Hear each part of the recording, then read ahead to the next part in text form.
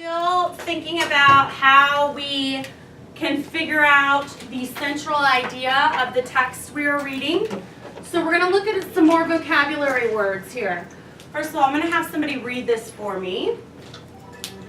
Gabriel, can you read this for me? Because this is kind of what we need to be doing to find out the central idea.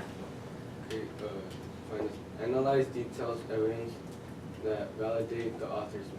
Right, analyze details and evidence that validate the author's message. That's how we find the central idea. Okay, so we have some vocabulary in there that we need to go over.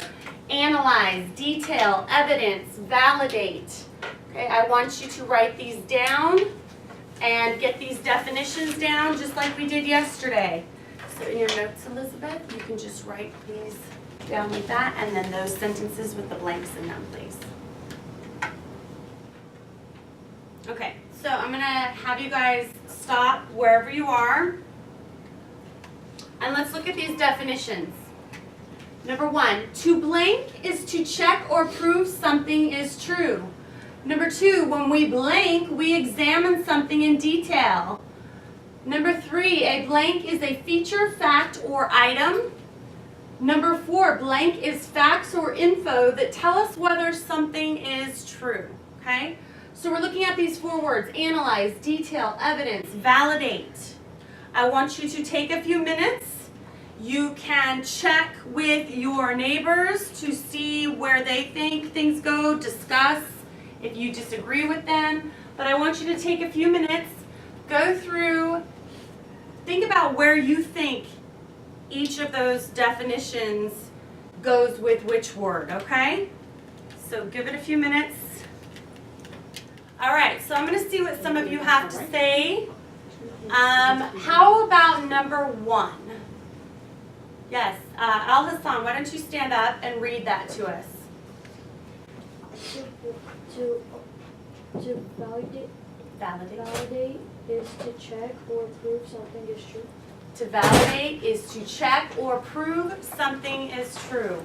Absolutely right. To validate is to say, well, this is what I believe, and now I'm going to show you that it's true. Thank you, Carlos. Have a seat.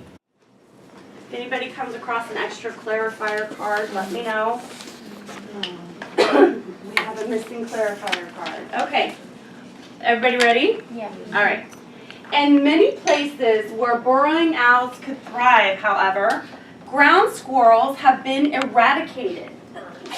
There was a ton of info in that paragraph, so we're going to leave that section just to that paragraph, okay? Because that was just very full of information, okay? So mark that off as section 5, please.